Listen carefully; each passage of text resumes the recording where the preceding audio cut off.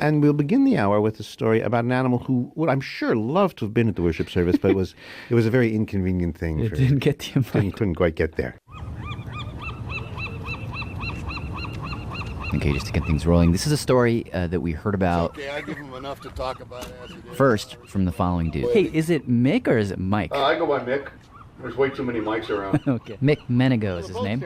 And we met Mick recently at the Emeryville Marina, which is not far from San Francisco, where he's got a boat called the Superfish that Mick says he rents out for all kinds of things. Nature trips to ash scattering, bachelor parties, fireworks watching, I don't care. I got a little cardboard sign. I stand by the freeway. It says, have boat, need work.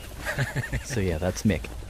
And our story begins one morning in December. Probably 8 o'clock in the morning or something, as I recall. This is a few years back. Mick was just kind of sitting at home. I was at home, yeah. It was the middle of December. We didn't have any work. But then he gets this call. Hello? I got this call. Hello there. It was a call relaying a message from a fisherman way out at sea. 18 miles maybe outside the Golden Gate Bridge. They told me that there was a whale in trouble, tangled up in crab gear, and it didn't appear to be able to move. So after he hangs up, Mick immediately calls a few dive buddies.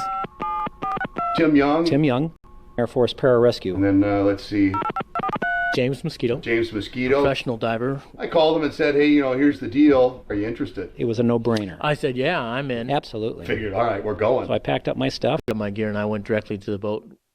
And we left underneath the Golden Gate Bridge. Nothing but the horizon in front of us. My name is Holly Breard. I am James's significant other. We motored out for about 2 hours. Headed due west towards the Farallon Islands. What were you feeling when you were on the boat heading out? I didn't think we'd find her. I really didn't. But about 18 miles off the coast, completely open water, one of the divers spots some crab buoys in the distance and some seagulls flying overhead. And as they got closer... Well, I saw the whale. It was just the very top of the whale. sticking up about maybe 6 inches out of the water. At the surface. A tiny sliver of black. And that was it.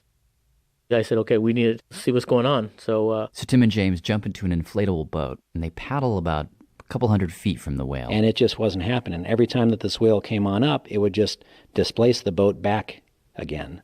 So it would push us back again. Not to mention, the visibility in the water was just terrible. they couldn't even see down there to see, what they were dealing with. And you know what? Sometimes plans have to change in mid-flight. So Tim and James look at each other, and without saying a word, Boom. We got out of the boat and Splashed into the water.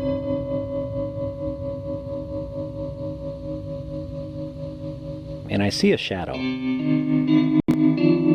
This massive animal. A hazy silhouette. And we just started swimming. To the whale. About 100 feet away. Parts of blubber and skin floating around. 35 feet. 20 feet. and then they see it. My goodness, this thing's the size of a school bus. A female humpback whale is one of the largest creatures on the planet.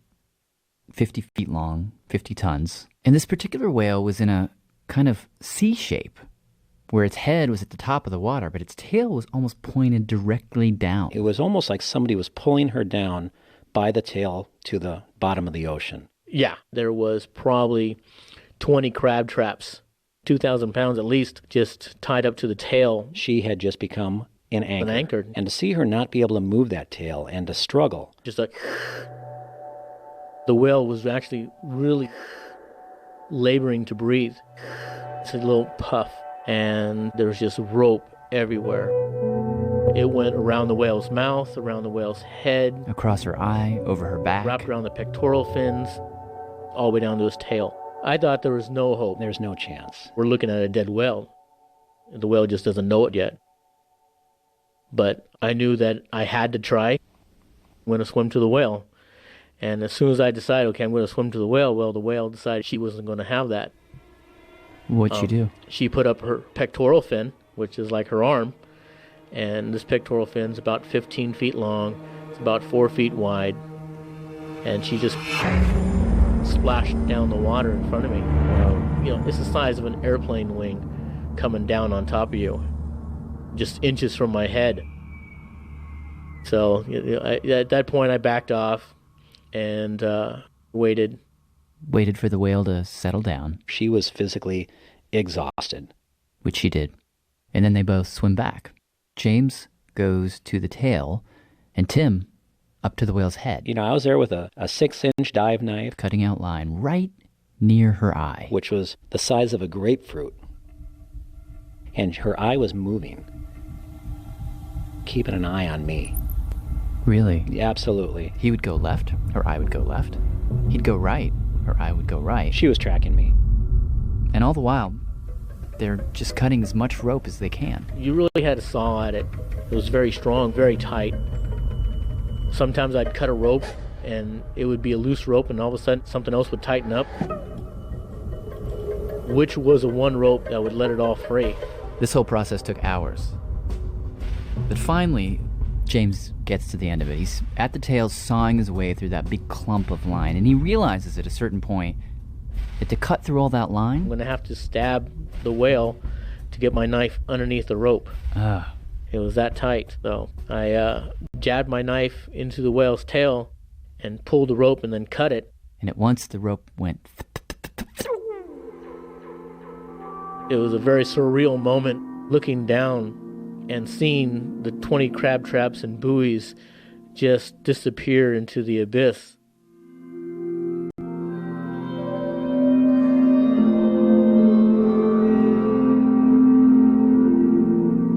And just like that, the whale was gone. I'm spinning around going, where'd she go? Where'd she go? But as the water settled, they realized they'd done it.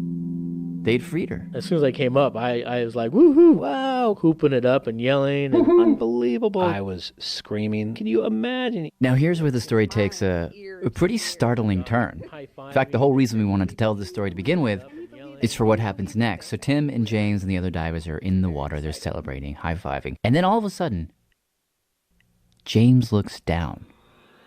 next thing I know, I have this 50-ton whale coming right at me.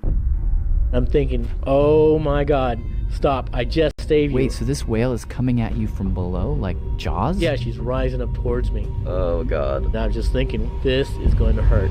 And when she was only inches away from my chest, she stopped.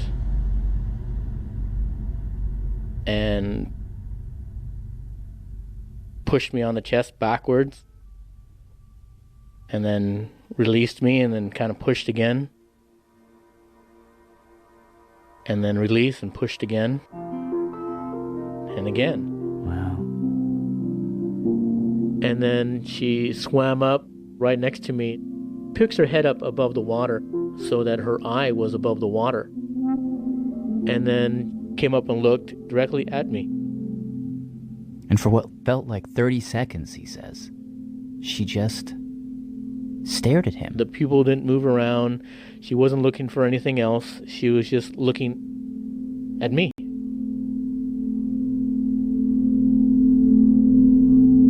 You're in the presence of something that great. Makes you feel small. Yeah. It really was a very emotional feeling. I wasn't quite sure what to make of it. But then he says she went off to the next diver. Did the same thing. I remembered distinctly, I was 18 inches away from her eye, and she just looked at me and let me touch her, and then swam off. Then she went off to the next diver and did the same thing, and the next person and did the same thing. One by one. Coming up right next to him, looking at him really good, inches away, eyeballing him. She swam around to every diver. All the guys got it. So it was about dusk. The water was glass flat. I was sitting at the helm of the boat, just in awe. And they had to leave the whale. She didn't want to leave them. Now there's a real question here. What exactly was that whale doing? Or saying? Was she saying anything? If you ask James or Tim or Mick or any of the other divers that were in the water that day, they'll tell you. I felt this whale was really thanking us. I know it sounds crazy, but I could see the look in her eye. this mammal, this 50-ton mammal was literally saying thanks. Thanks for helping me out. And, you know, I'll bring that to my grave, knowing the gratification that I felt.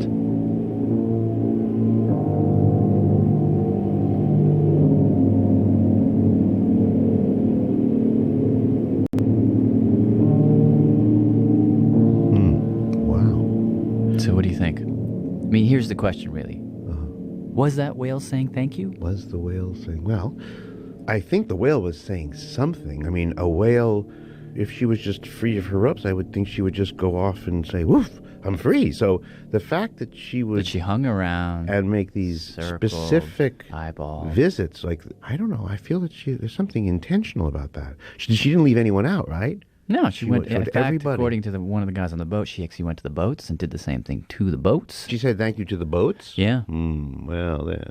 So she was looking at the people, but she also thought that the craft was something she had to say thank you or say deal with. Yeah. So maybe she was just maybe she was just. I really don't know what. I don't feel completely comfortable just saying. Of course, I know what I want to feel. Yeah, me too. But let's just try to straighten up for a second. We have a guy named Clive Wynne who teaches at the university. Hello? Hey. Oh, hi. Is this Mr. Clive Wynne? Yeah, this is Clive Wynne. Hi. Clive is with the psychology department at the University of Florida. Who's this?